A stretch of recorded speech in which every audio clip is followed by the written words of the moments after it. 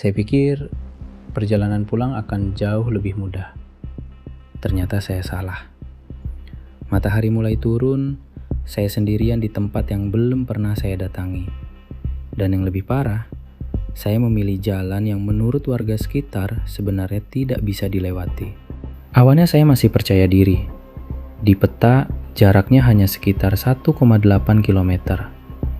Tapi semakin jauh saya masuk, jalan semakin tidak jelas. Saya mulai kehabisan tenaga. Sepatu saya bahkan tertinggal di dalam tanah yang lembek. Sampai akhirnya, saya benar-benar tidak menemukan jalan keluar. Di saat seperti itu, saya baru teringat. Tadi sebenarnya ada seseorang yang menawarkan untuk mengantarkan saya pulang dengan klotok, dan saya menolaknya. Mungkin itu adalah keputusan yang paling saya sesali hari itu. Karena ketika matahari benar-benar tenggelam, saya masih harus mencari jalan pulang. Sebentar lagi matahari akan terbenam, dan saya harus segera pulang sebelum perjalanan ini benar-benar gelap. Paman yang tadi sempat menawarkan saya untuk ikut pulang naik klotok, ternyata sudah tidak ada. Dan sekarang, saya benar-benar sendirian di tempat ini. Kalau kawan-kawan mengikuti video sebelumnya, perjalanan menuju tempat ini bukanlah perjalanan yang mudah. Medannya berat. Beberapa kali saya harus turun dari sepeda. Bahkan sempat terpikir untuk menyerah.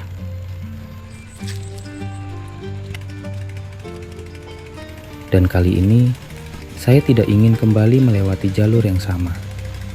Saya mencoba mencari jalan lain, melewati jalur darat yang menurut saya mungkin bisa menembus hutan dan membawa saya kembali ke pemukiman.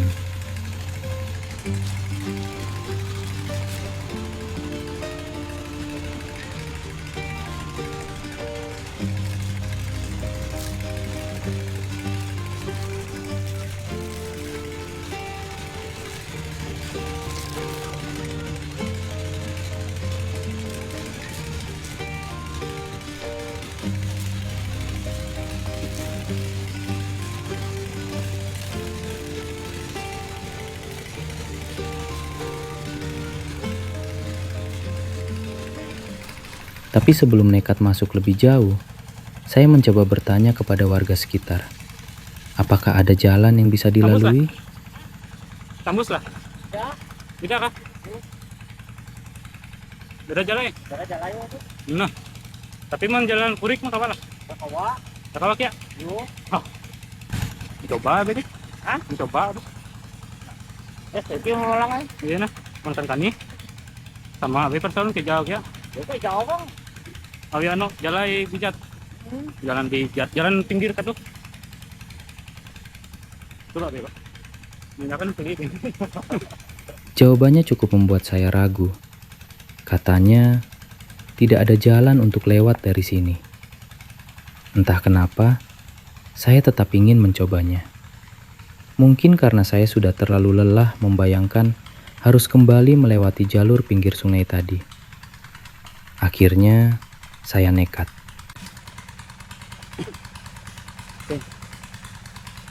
Saya membuka peta dan mencoba melihat kemungkinan jalur dari tempat saya berdiri. Kalau ditarik garis lurus, jaraknya hanya sekitar 1,8 km menuju pemukiman. Tidak terlalu jauh. Dan entah kenapa, angka 1,6 km itu cukup membuat saya percaya diri.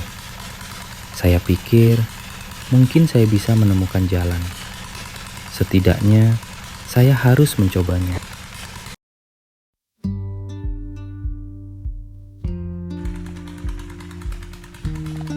Perjalanan darat pun saya mulai.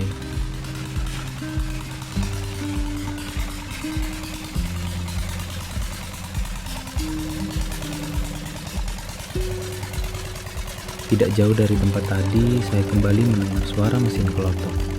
Ternyata suara itu berasal dari tempat ini.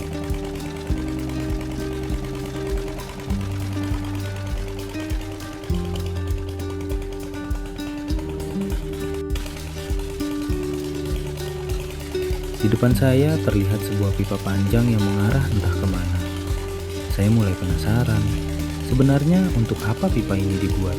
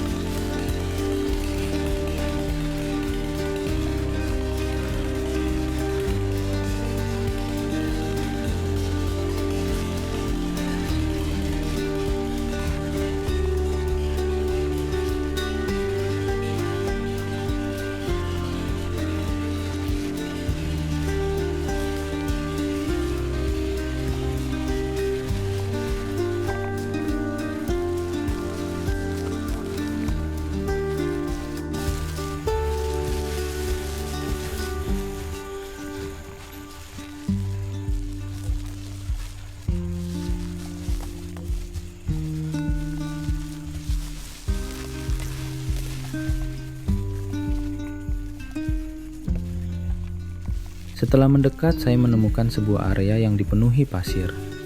Mungkin tempat ini adalah area tambang pasir.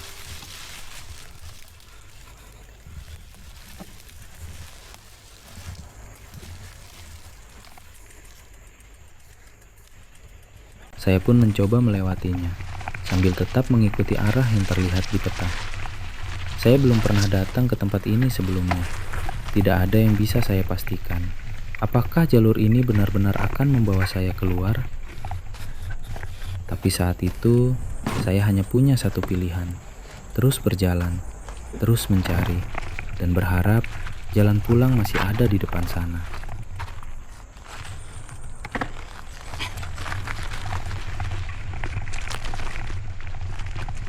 Arah masih saya sesuaikan dengan peta. Tapi semakin jauh saya masuk, tempat ini terasa semakin asing. Tidak ada jalan yang benar-benar jelas. Tidak ada tanda bahwa seseorang pernah melewati tempat ini. Hanya pasir dan jejak yang saya buat sendiri. Saya terus mendorong sepeda melewati hamparan pasir itu.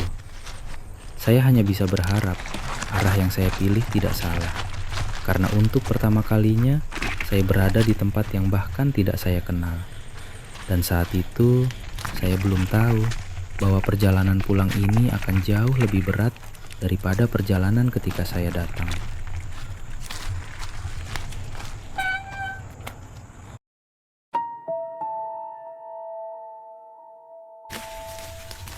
Saya mulai mendorong sepeda, masuk semakin jauh ke dalam hutan.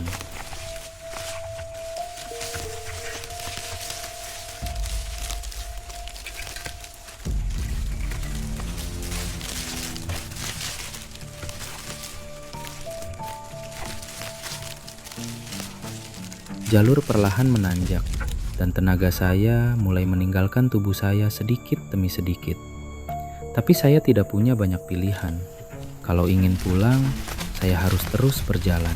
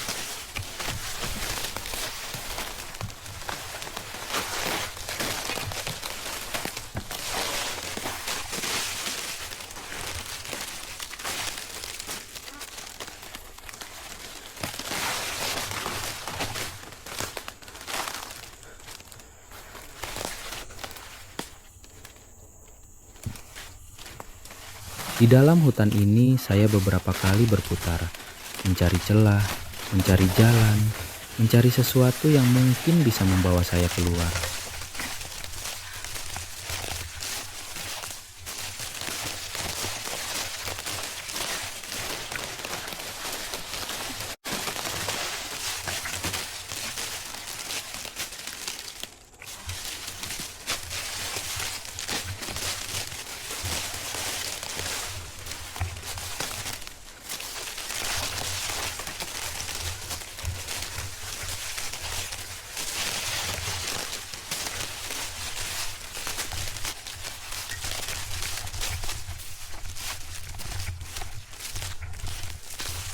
Sampai akhirnya pasir putih kembali terlihat di depan mata. Saya pikir mungkin ini jalan keluarnya. Saya mencoba keluar dari hutan menuju area tersebut.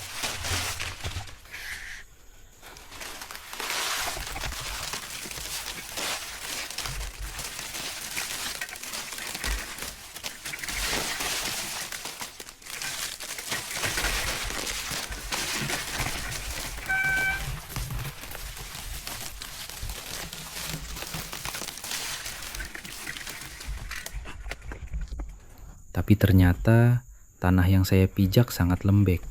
Kaki saya langsung tenggelam, dan sialnya sepatu saya ikut terperosok ke dalam.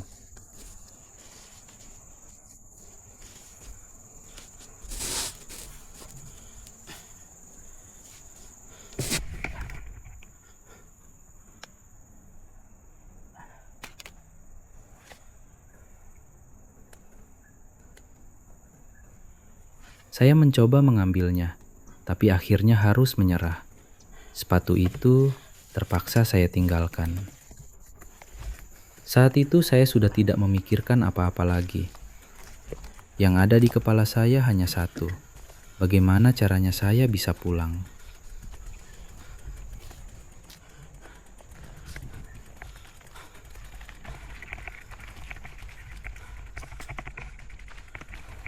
Berjalan tanpa sepatu ternyata jauh lebih menyakitkan.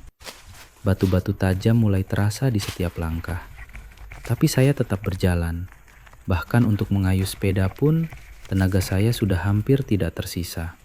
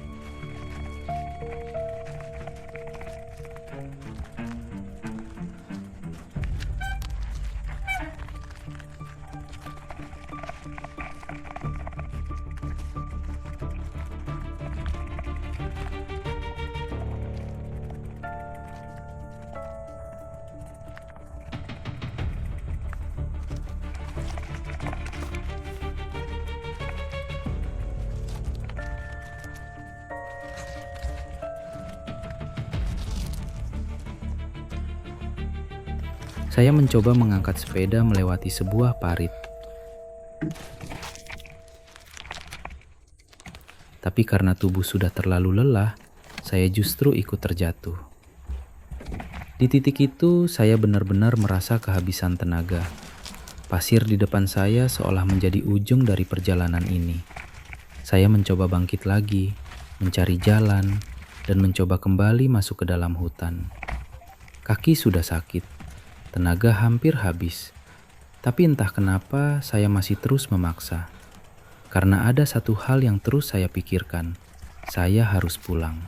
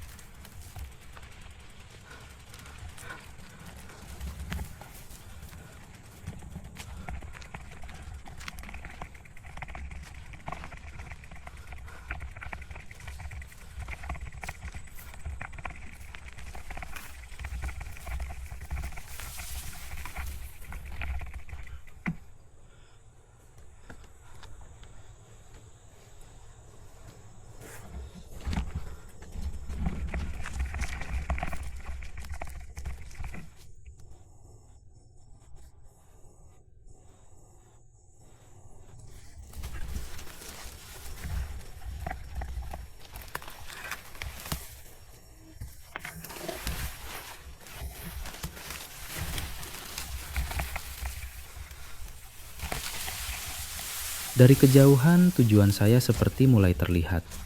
Saya kembali berharap, mungkin sebentar lagi saya akan menemukan jalan. Tapi ketika semakin mendekat, harapan itu kembali runtuh.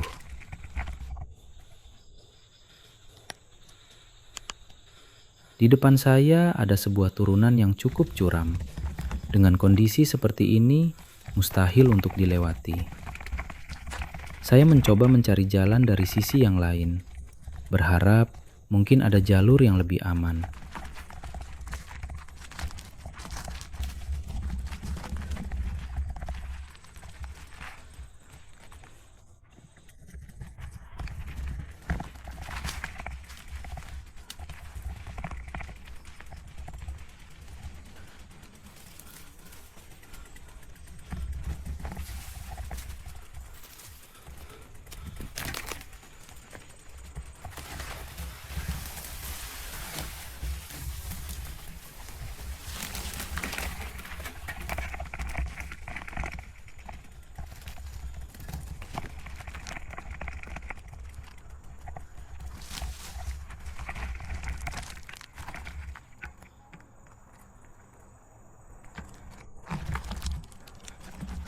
Tapi ternyata tidak ada jalan, tidak ada celah, tidak ada arah lain. Dan disitulah saya akhirnya menyerah. Saya mulai menyadari, memang tidak ada jalan yang bisa dilewati dari sini.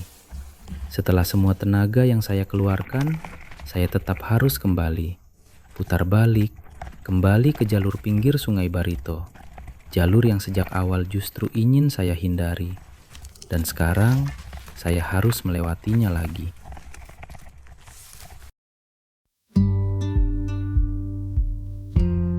Saya pun kembali melewati jalur pasir yang tadi saya lalui, mencari jalan menuju tempat di mana sepatu saya tertinggal. Dengan sisa tenaga yang ada, saya mencoba mengayuh sepeda agar bisa lebih cepat keluar dari tempat ini. Hari semakin sore, dan saya tidak ingin terlalu lama berada di dalam hutan. Sampai akhirnya, saya kembali ke tempat di mana sepatu saya tadi tenggelam. Saya sempat melihat ke arahnya, tapi kali ini saya tidak peduli lagi. Sepatu itu saya tinggalkan. Yang saya inginkan hanya satu, segera keluar dari sini.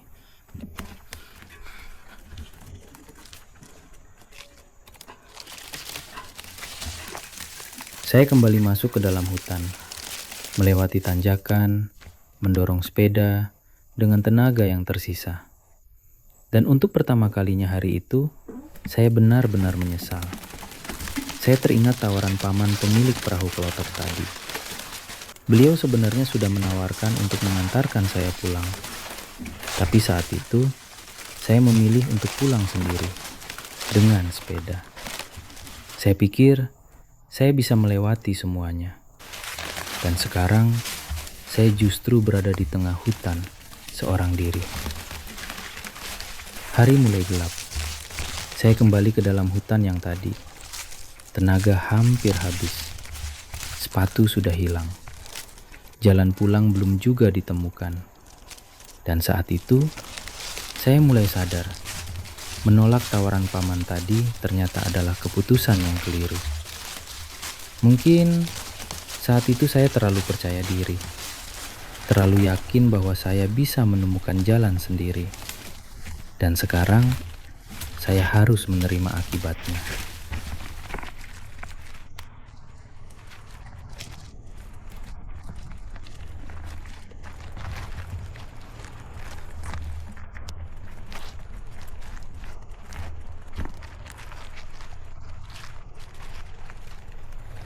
Hari semakin senja, dan saya kembali mendorong sepeda menuju Sungai Barito.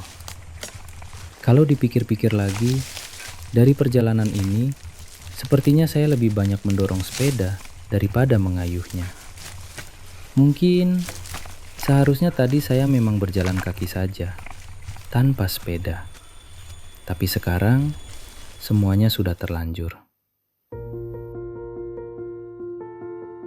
Sungai Barito mulai terlihat dari kejauhan, dan di sana saya melihat seseorang.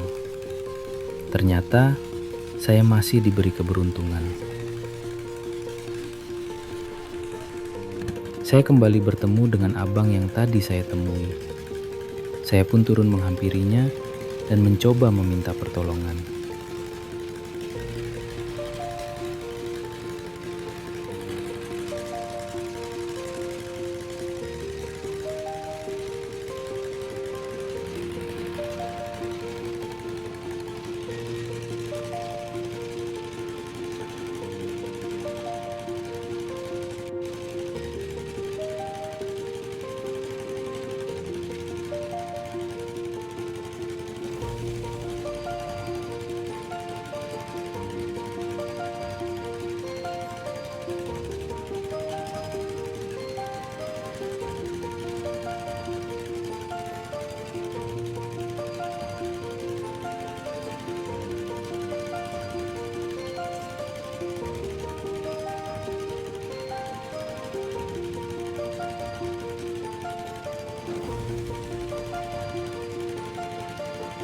Kami berbincang sebentar.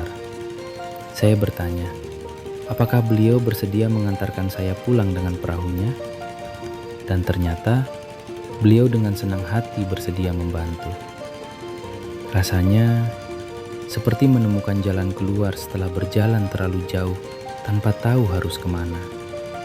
Akhirnya saya bisa pulang dengan aman, tanpa harus kembali melewati jalur pinggir Sungai Barito yang sejak awal memang ingin saya hindari.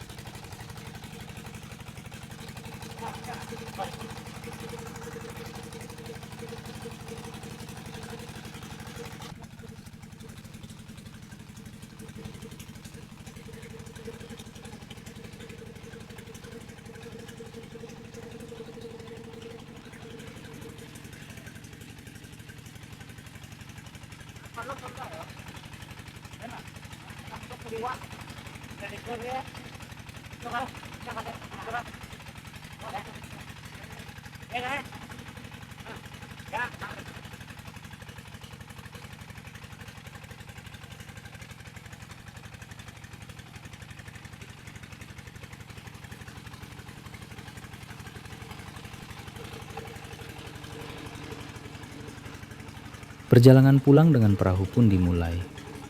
Saya segera mengambil handphone dan mengabari istri serta anak bahwa saya akan segera pulang. Mungkin mereka sudah mulai khawatir, karena sejak tadi tidak ada kabar dari saya.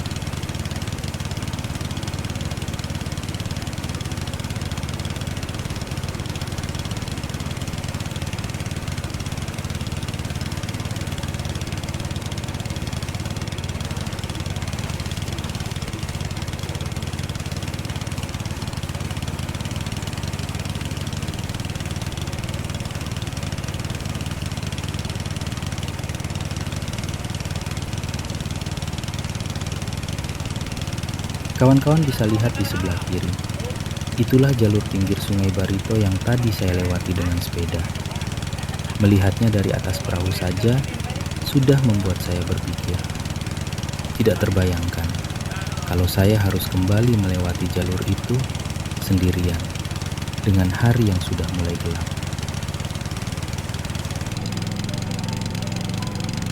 Di depan sana, lampu-lampu mulai terlihat. Itu berarti perjalanan ini sebentar lagi berakhir.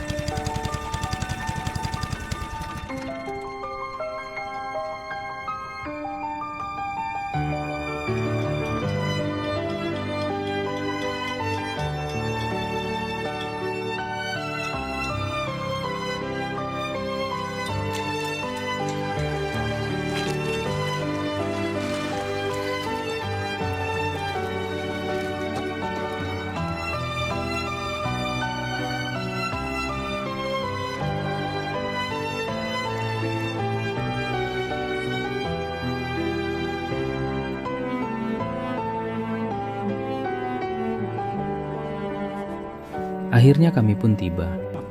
Saya memberikan sejumlah uang kepada abang yang sudah mengantarkan saya. Tapi beliau menolaknya. Saya tetap memaksa. Karena bagi saya, pertolongan beliau sore itu jauh lebih berharga daripada sekedar ongkos perjalanan. Ketawa keren pelabuhan Haji Kasdi. Udah. Pelaluan sini ngandau bos. Ya, masih mah. Ya, ya. Iya. Ano sepatu nan. Keteng. Kuwe sekali nak. Sekali. Mihulon ya. Sekali nak. Au. Ano kaya sepatu jadi buruk. Kami kan ano kami. Atuh iya, mau ukur. Karena tahu saya debutan.